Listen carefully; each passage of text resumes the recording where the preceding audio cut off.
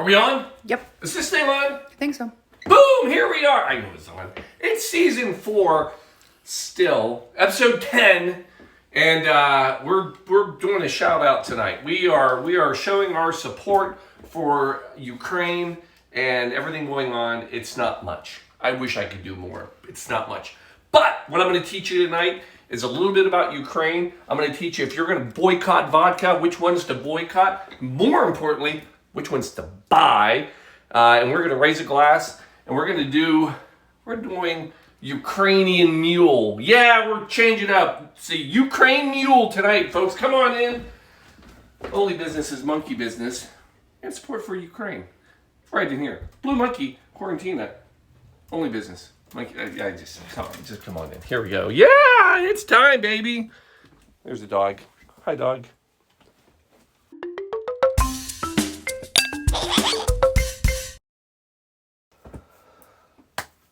So here we are. Good to be here. It's a Sunday. Season 4, episode 10, if I haven't said that enough. Have I said it enough, Shelby? One more time. Season 4, episode 10. Okay. I think we're good now. Welcome, everyone. Now, I will tell you, every week we have to come up with a drink. We have to come up with a cocktail. And I decided, in the midst of everything going on, that we were going to do a nod, some sign of support for Ukraine. And again, this isn't much, I know, but I want to recognize. So that's what we're doing. So we are going to recognize Ukraine tonight. Fly the colors, baby. Flying the colors. Boom. There we go. We stand with Ukraine. Anyway, so first of all, I'm going to share a little thing. Because some things I've learned. Because I will tell you, when the news hit and everybody started saying Kyiv, I was like, I used to say Kiev. And then I learned. So 1991 is when Ukraine gained its independence. Shortly thereafter, in 1995, Ukraine actually changed the spelling of their capital city of Kyiv from K-I-E-V, which is the way it used to be. This was the Russian spelling and Russian version. And they changed it to K-Y-I-V, which reflects the Ukrainian language.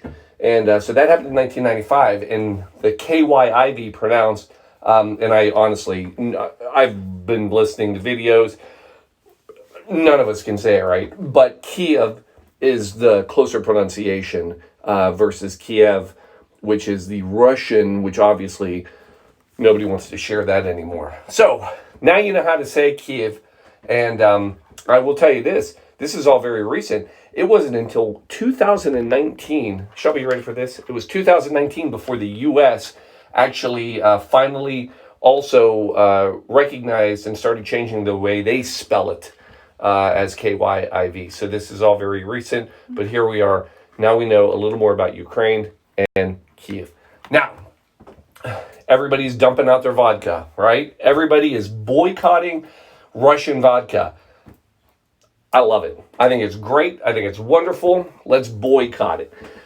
However, let's make sure we know what we're boycotting and what we're not boycotting. So there are basically about 4 main Russian vodkas out there that I, for one, will not purchase, and we're going to stay away from them. The most common is Russian Standard. That's probably the largest export of Russian vodka into the U.S. that's out there. And you saw people dumping it in streets. States like Ohio actually pulled it from liquor stores and will not allow it to be sold right now. So Russian Standard, ZYR, that's another Russian vodka. Hammer and Sickle, another one, which just kind of makes sense. And then the last one is a very high-end vodka called Beluga. So those are the ones you want to boycott. Stay away from them.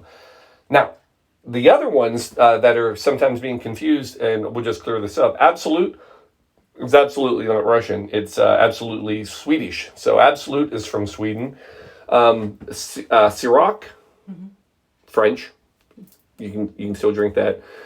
Grey Goose, also French. We have Sky Vodka. Get ready for this. That's American. Oh. Yeah, and Svedka. In case you don't know that's Swedish, I don't know what other vodka would sound more Swedish than Svedka. And then here's the one that's really having a lot of trouble, Stoli. So Stoli is actually not a Russian vodka. So it was originally made, so the owner of that, I can't remember his last name, Ziensky. Anyway, he actually deported, or was exiled, I apologize, exiled from Russia over 20 years ago. And it is, Stoli is not made in Russia anymore. It's made in Latvia. So anyway, and then the other one that people think is a Russian vodka is Smirnoff. And Smirnoff is going to be a little part of our story tonight. Smirnoff is absolutely not made in Russia. It is actually made here in America. And it brings us to our cocktail of the evening, the Ukraine Mule. Yes, Paul, you mean the Moscow Mule? Yet, no, we're not doing Russian. We're doing Ukraine Mule, and we're changing it in support of Ukraine. And just as a reminder of where this cocktail came from, this was that kind of every Kismet story. Started in California in 1941. Owner of the Cock and Bull in California, who had basically created his own ginger beer, was crying in his own drink at the bar when John Martin comes in, and basically he's crying in his glass of vodka because he just bought the distilling plant for Smirnoff vodka in the United States, and nobody wanted vodka. And lo and behold, as they're both crying in their drinks, in walks a woman, Sophie Berzinski. And Sophie was from Russia, and her husband basically brought over all of these copper mugs that they had made that they could not get rid of. They couldn't sell. They had nothing. This was their life's fortune. And as the three of them sat there, basically they're like, wait a second. If I take this vodka and this ginger beer and we put it in this fancy copper mug, boom, we got a cocktail. And that's how the Moscow Mule came.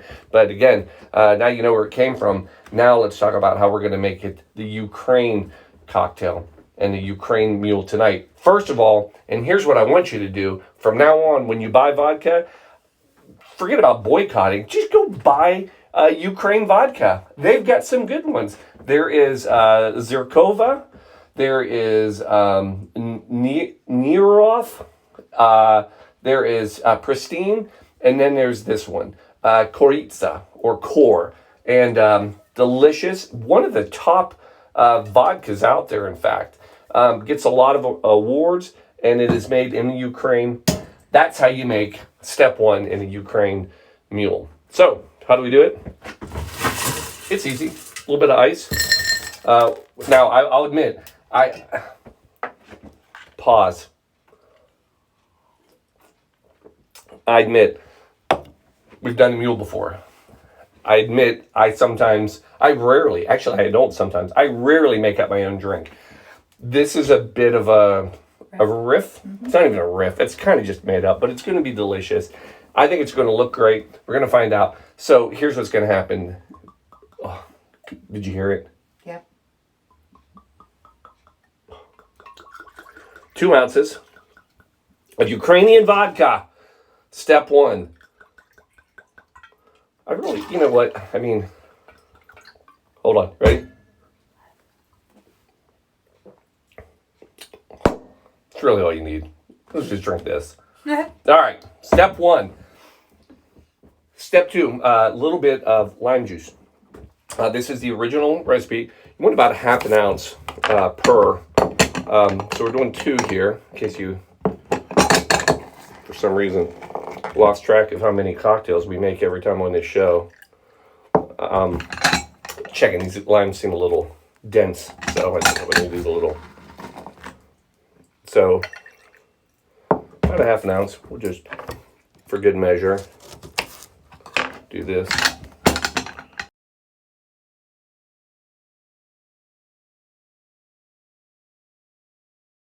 We'll call that one back in a second. So, lime juice. Then we're coming in with something a little different. A little Galliano. Shelby? Galliano.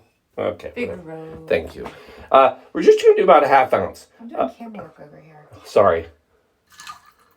Purely Just for color. just for color. Folks, we're trying something here. Just bear with me, folks. We're just trying here. We're just giving that a little shake. Now, there is one other. Well, we're going to wait. We're going to put that on top. So then, here's the fun part. Get your glass. For goodness sake, you're not going to be using a copper mug for this one. Yeah, no. We are coming in. We're going just with a nice highball glass. You can do any sort of glass. You can do Pilsner if you wanted, but that might be a little heavy of a cocktail. So I suggest coming in here with just a little bit of... Are these visible? How are we doing? We're good. Nicely yellow on camera. Right? Then you're going to basically top them off as anyone would with your ginger beer.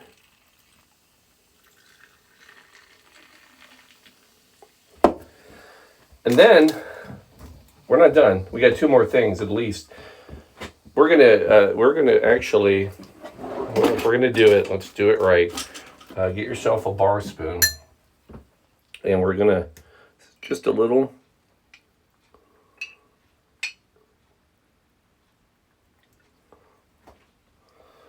Blue on top. We're trying to make a flag here, people. It's kind of bleeding. Get blood. It bled. It's okay. Our hearts are bleeding. Our hearts are bleeding too. And then we're going to top it off with emergency. Folks, emergency. I guarantee if they could choose a side, they'd put their hands up. Emergency for Ukraine. And then we got to garnish it. We're going to come in. A little bit of lime. By the way, I'm not done with this cocktail because I'm gonna keep working on it. Maybe the blue could have gone on the bottom. I think the blue could have gone on the bottom. I'm not done yet. Hold on. Just for fun, let's just try something here because I have a little bit left. Hold.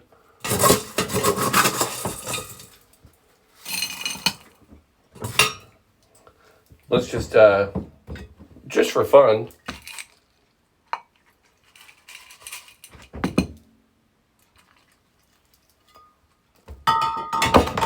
And then let's blue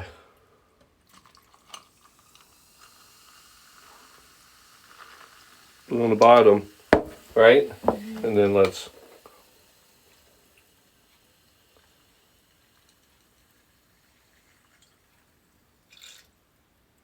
Better. trying, people. There it is. Anyway, folks, we've got cocktails. We're cheersing it. Here it is, folks. To everybody out there. This one's better. Although it does look green, it looks turquoise, but it's not. It's actually yellow and blue in the glass. Folks, there it is. Cheers to Ukraine. Ukraine. Actually, properly done. Budmo. Budmo is Ukrainian cheers. So, budmo. Good mom. Cheers. Oh, That's really good. it is really good, though. I'll tell you this. Going to be happy to drink it. So, while we can sit and have a cocktail and show a little support, just keep in mind they're making Molotov cocktails to stay alive. So, cheers. Love everybody out there. Friends, family. If anybody out there has family over there, cheers. Love you all. Support.